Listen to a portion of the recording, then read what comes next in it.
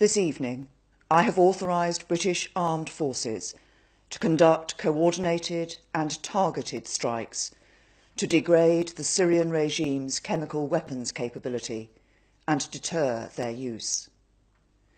We are acting together with our American and French allies. In Douma last Saturday, a chemical weapons attack killed up to 75 people, including young children, in circumstances of pure horror. The fact of this attack should surprise no one. The Syrian regime has a history of using chemical weapons against its own people in the most cruel and abhorrent way.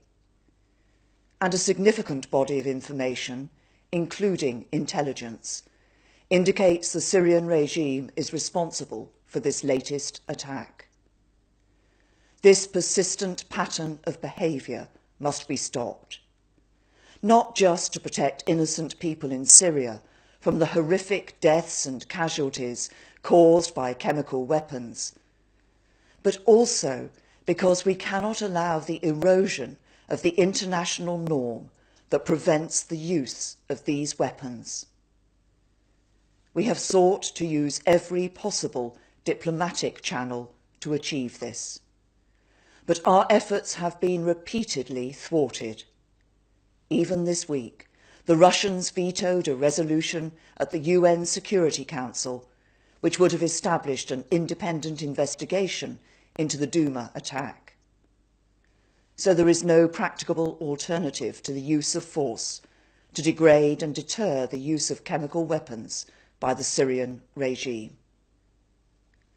This is not about intervening in a civil war. It is not about regime change. It is about a limited and targeted strike that does not further escalate tensions in the region and that does everything possible to prevent civilian casualties. And while this action is specifically about deterring the Syrian regime, it will also send a clear signal to anyone else who believes they can use chemical weapons with impunity.